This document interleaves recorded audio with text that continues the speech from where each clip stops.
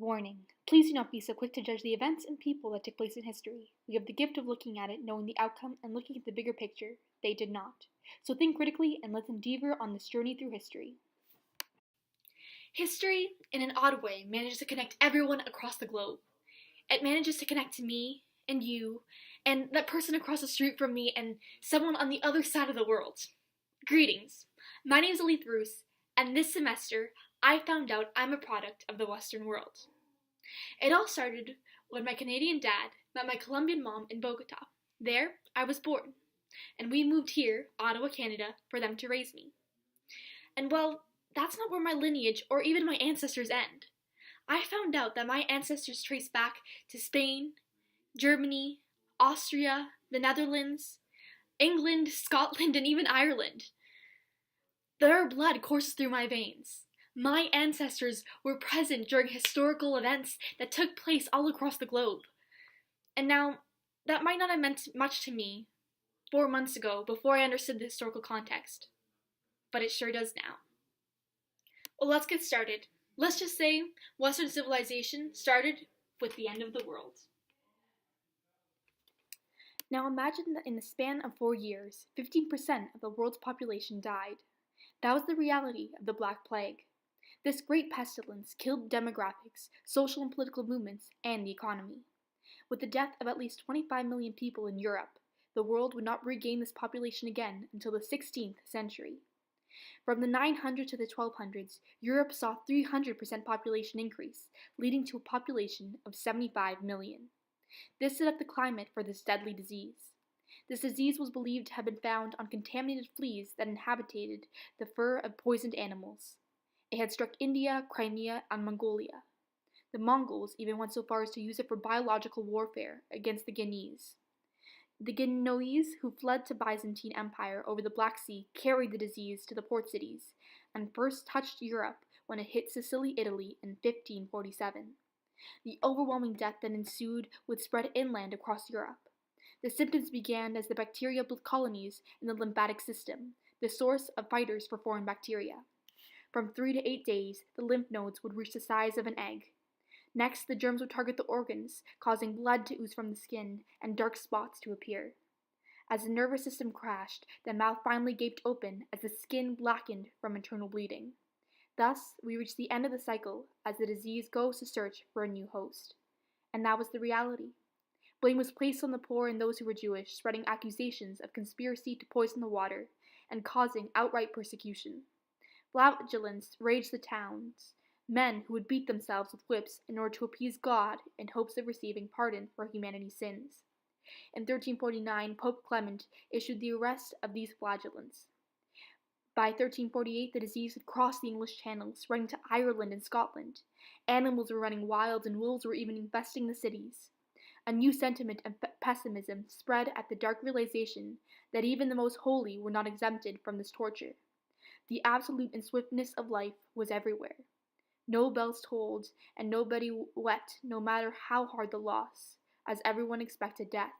This is the end of the world. This was said by a man who had lost all 5 of his children, and that was the reality. More than 75 million of Earth's 500 million people died in 4 years. And it did seem like the end of the world. But the interesting thing was that it wasn't. Besides the mayhem that ensued, time had continued and humanity had continued. In history, and well, in life, you find that no matter how dark everything can get, something good will always come out of it. And, well, just like that, following the end of the world, Western civilization was well underway. While short-lived, this little moment gave an inkling of hope to the economic and property rights, to a meritocracy-based society, and momentarily exposed the church for the truth of institutional lies that held beneath the surface.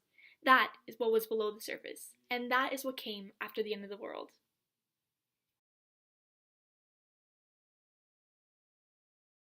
Wait a second, there's still more! This wasn't the end, this was just the beginning, and as you'll find with history, there was more change just around the corner. The Reformation further emphasized this new rift in an old system, giving the odd sentiment that this was perhaps the end of the world, or at least the end of an old institution. The Reformation was an era that managed to shake the grounds for the practices of Christianity and the control the papacy could truly exercise. It is a testament to the true and utter power that the views of one man can have on the entire world. His views and his willingness to go against the terms of the Church with a new nonconformity that would spread through Germany, Switzerland, and England. This Martin Luther, a man devoted to the Church, following a religious miracle in a storm, was not impressed by the Church's economic gains through the people. He saw indulgences, the process of having Catholics pay their way into heaven in order to fund the riches of the Holy Roman Church, as the violation of God and the proof of Catholic corruption. This spurred the 95 Theses. This simple document that had been pinned up in the town for all to read caused a riot. In it he concluded by saying, "And thus be confident by entering into the heavens through many tribulations, rather than through the false security of peace." Calling out the Church, this simple document of words managed to push the masses and inspire the people, and more importantly, frighten the institutions. In the Edict of Worms, after excommunicating Luther, Frederick, Elector of Saxony, sheltered Martin Luther. The people were truly willing to rise up to help this man. He was given to this opportunity to translate the Bible into German, allowing it to be read by all those who were literate. This inspired the people to riot for even more personal rights. A group of peasants went to plead for more rights, writing the 12 Articles, which surprisingly Luther actually opposed. This sparked for them to demand, first, it is our humble petition and desire, as also our will and desire, that in the future we should have power and authority, so that each community should choose and appoint a pastor, and that we should have the right to depose of him, should he conduct himself improperly. This line in the 12 Articles shows the power that the people seek to achieve. When people are moved to act and open their eyes to injustice, it is an upward slope. Lutheranism became the common and widespread religion in this region. Then came Switzerland, following the 1519 sermons of Ulrich's sermon. A Frenchman, John Calvin, was invited to settle in Geneva and settle his teachings. This land would go on to be the safe haven for Protestants. England saw the institutionalized change as Henry VIII pushed for more state control on religion. Wanting an heir and not being allowed to annul his marriage to Catherine of Aragon, his say became final for the Church in 1534. He put the Bible in the hands of the people. All this change came at the cost of counter-reformations. The stronghold of the Church was seen at the 1544 Council of Trent. The emergence of spiritual rigorous Jesuits came into fruition. The Inquisition's presence would go on to become more forceful within both Rome and Spain. This story is not at its end just yet, but it's a true testament to the amount of power education, literacy, and the freedom of speech can truly have on a society. The blatant truth is that the oppression of one man's ideas only added fuel to the fire of ambition. And the oppression of others is what led Martin Luther to cry out and be heard. It is an individual's want and need to think for themselves that provokes them to act. And the blatant truth is that reform and change often comes from someone, such as the Church, who's desperate for everything to stay the same. This era immensely evolved into the Western world we know today. The first few seeds of need for religious freedom were finally implemented. It is the importance of thinking for oneself and expressing one's own ideas that made the Protestant movement so very powerful. Each individual wanted the power to practice as they see fit, and that was the feel of the future, and that is what would ensue. This can only happen with the exchange of ideas and the utterly true use of the freedom of speech and the freedom of press. From the 12 Articles to the 95 Theses, they gave everyone a means to communicate, very reminiscent of modern-day lobbyists. And so, we've seen the bright side of westernization, but much like everything, it's a two-sided coin. And so, we proceed into our next chapter. Chapter 2, A World of Wolves. European colonization of the Americas brought in a whole new perspective to modern-day civilization. Following Columbus's arrival in 1492 and the colonization of the Caribbean led to a mass immigration of 15 million Europeans by the 19th century. This new world offered potatoes, pineapples, turkey, chocolate, corn, and all the more. In exchange, Europe brought over horses, guns, and smallpox. Europe's close quarters with animals had caused them to adopt disease not yet found in the Americas. Diseases killed between 10 million to 20 million people in the New World, an estimated 95% of the indigenous population. This, along with the political division, simplified the conquering of the New World natives. Mexico was conquered by Hernan Cortes in 1521, and the Incas was conquered by Francisco Pizarro in 1535. In just 1 century and a half, the native South American population plummeted by 80%. Thus, the New World was on the quest of becoming quote unquote civilized. Split between the Portuguese and the Spanish, as the Spanish implemented viceroys and Christianized the land. They oppressed the natives' culture and even burnt down and vandalized pagan churches. It became a race for England, Netherlands, and France as well to conquer this new territory. And yet, this was not the limit to their dominance. The unfortunate truth is that when presented with conflict, it can often be internal animosity and division that allows the invaders to win. In spite of the disease that had already killed many, the war that had ensued, and the hierarchical caste system that had been implemented, a new system was going to show the true darkness of humanity. The reality was that disease and war had killed off the natives and needed for cheap labor. In order to complete their triangle trade, slavery became a prime import. In exchange for the raw goods and material goods, the Europeans would buy slaves off the western coast of Africa. After being caught and sold off by African tribes, who would be awarded with guns, the slaves would often die on their deathly march and middle passage journey to the Americas. Once in the New World, they were chattel slavery, with no way of becoming people, and forced to pass down the status to their next generations. With silver making up to 1/5 of the Spanish budget, it was all done for the riches that would be gained. This was estimated to involve 12 million African slaves. The impacts, from imperialism to racism, would last centuries. So, the West. The reality is that besides the outright human violations that were going on during this period, colonialism did help push the West towards more Western ideals.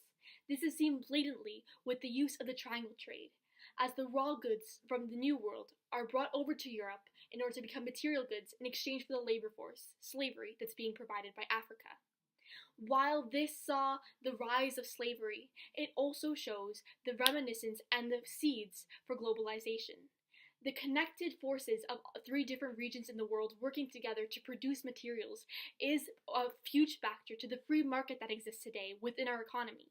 This economic factor is a huge factor to the Western ideals that we prioritize.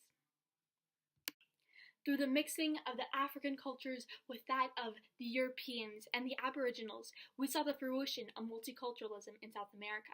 This is seen through the no longer homogeneous culture that exists within Brazil. From this, we were able to learn to celebrate diversity, much as we do in the West, in Canada, in the United States, and in all the countries that make up the Western world. It is these values that lay the grounds for secularism, the freedom to celebrate one's own culture, and the grounds for one's own individual rights. The lesson that comes from this gives us insight into the true nature of humans. The victory of one man, whether it be political or economic, can often come at the cost of abuse and despair of a whole population of individuals. This raw truth still resonates today in the use of cheap labor that is consumed and endorsed by first world countries. It also shows the truth of human hypocrisy. The UK had become a major player in the slavery trade. In 1658, meanwhile, they had celebrated the success of the Glorious Revolution. This pillar to the Western world created a constitutional monarchy under the reign of both William of Orange and Mary. From it came the Bill of Rights, a document to provide the people with rights against the government. They asked that, as stated in the Bill of Rights, pretended power of suspending the laws or the education of laws by regal authority without consent of Parliament be illegal.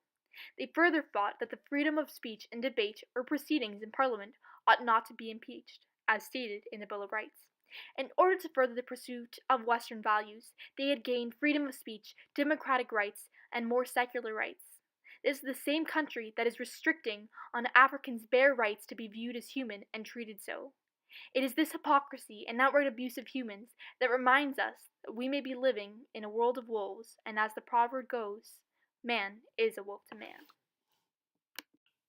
And while humanity has committed some terrible atrocities, but what happens when the atrocities aren't all black and white?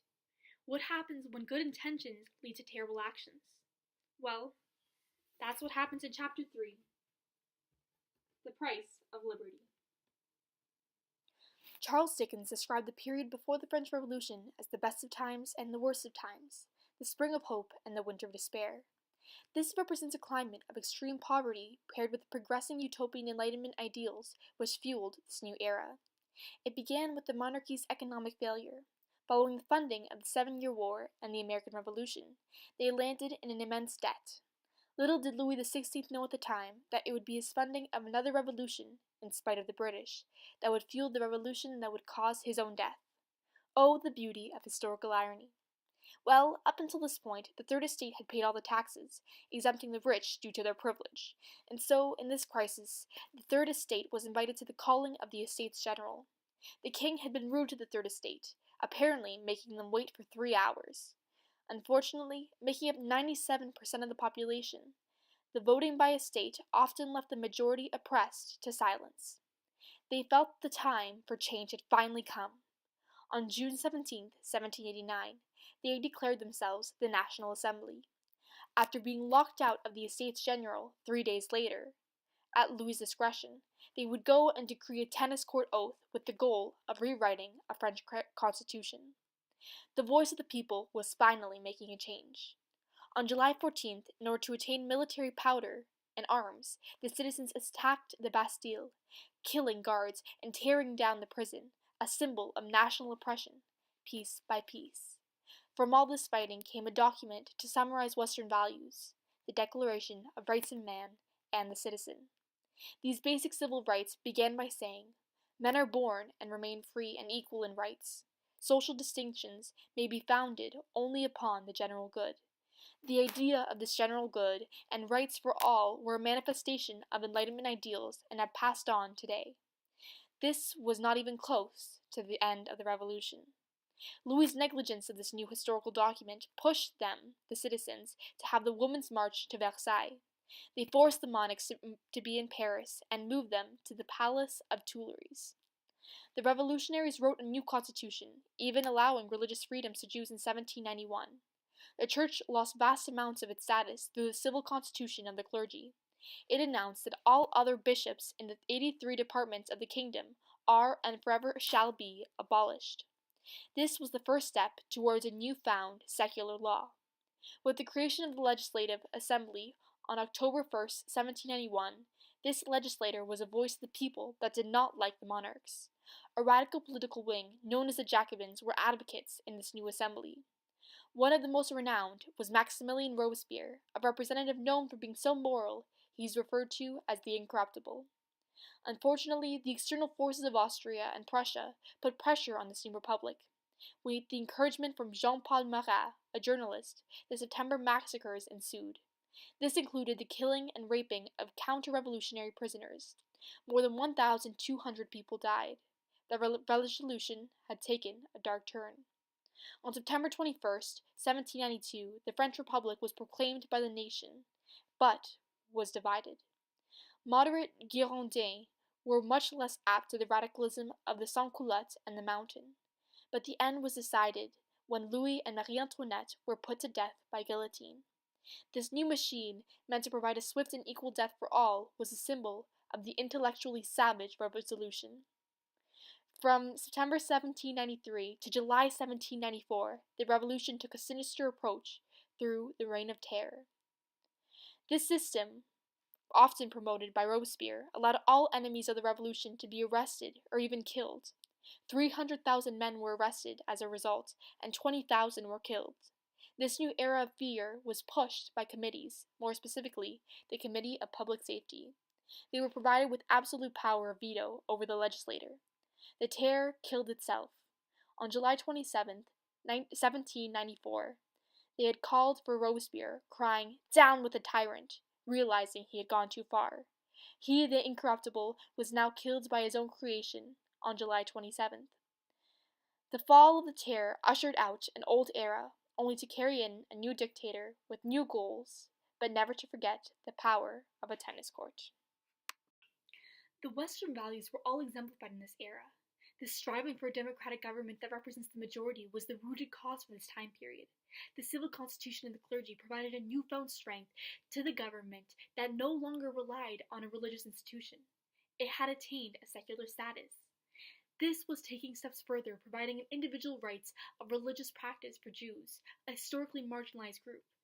The right for freedom of speech and assembly against the government were all institutionalized and put into practice. Meritocracy was no longer utopia but was embedded in society, no longer needing a birth-based class system as a route for success. Even women, a group for the longest time not included in the human rights strife, were brought forth in the attempts for universal suffrage and our rights to vote. While society hadn't implemented all ideas effectively, they remained ahead of their time for the innovative ideas that are still promoted in Western society today.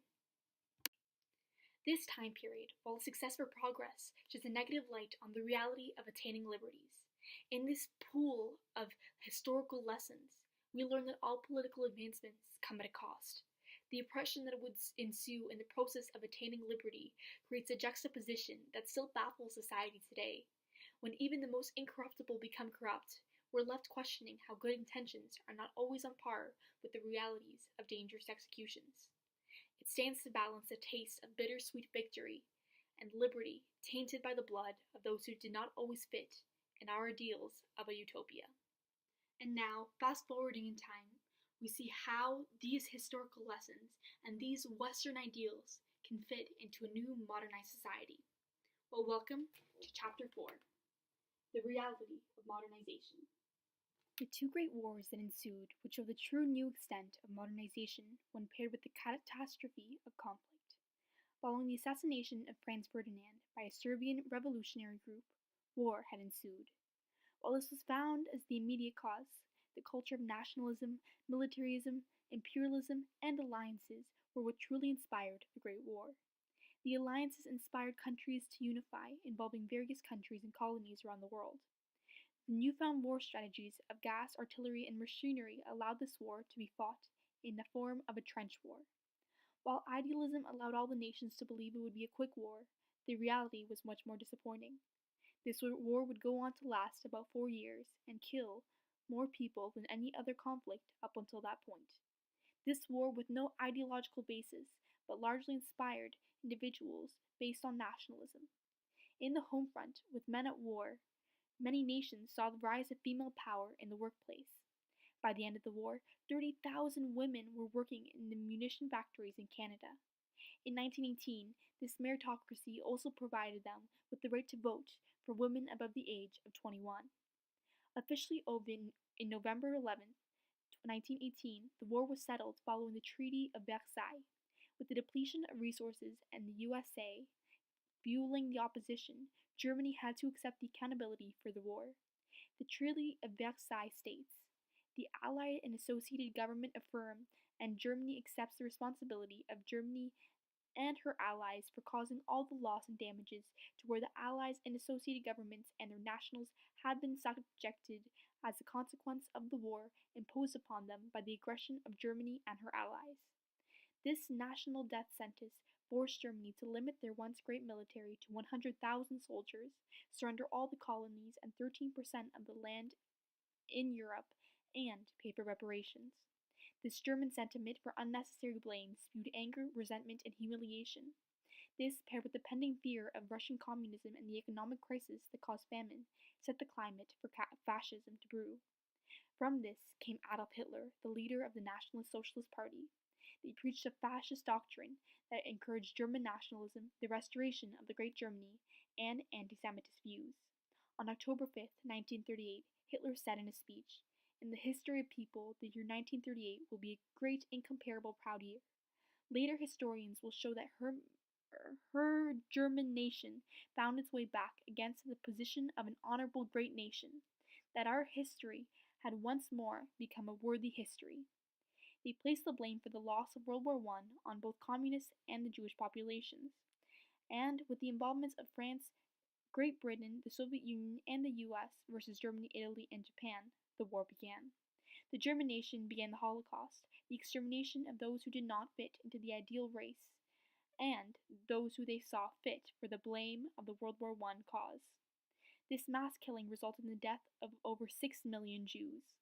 The common use of gas chambers allowed for systemic mass killings of these Jewish populations. The war as a whole would become the world's most violent conflict to date, killing between 20 million and 30 million individuals. The war ended with the defeat of the Germans thanks to the collaboration of the Americans and the Soviets. The dropping of an atomic bomb by the United States of America on Hiroshima killed between 90 to 146,000 people. The extent and destruction of our technology became the new reality. This new era would split Germany in half, ushering the new technological threat of bombs. Human ideology, desperation, and weapons of mass destruction have and will time and again prove to be the concoction for disaster. The Western ideals manifested themselves within these two periods of such an immensely tragic and chaotic time. The need for labor and workforce put pressure on the government to view women as equals in the workplace, and when analyzing the universal suffrage, this pressure have ways to enforce progress and meritocracy. The mass industrialization during this wartime would have immense effects on the development of the technology and economy in transcending ways. The purpose of fighting in the war was not religious but purely secular. The Second World War demonstrated that those in the West hold their values so dear they would be willing to fight and give their life in honor of these Western values.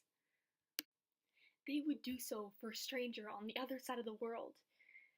This was seen on a global scale. It was these alliances, globalization, and the international advancement that proved, in almost the final test, that the progress made over centuries to westernize would be fought, blood and lead, to protect it.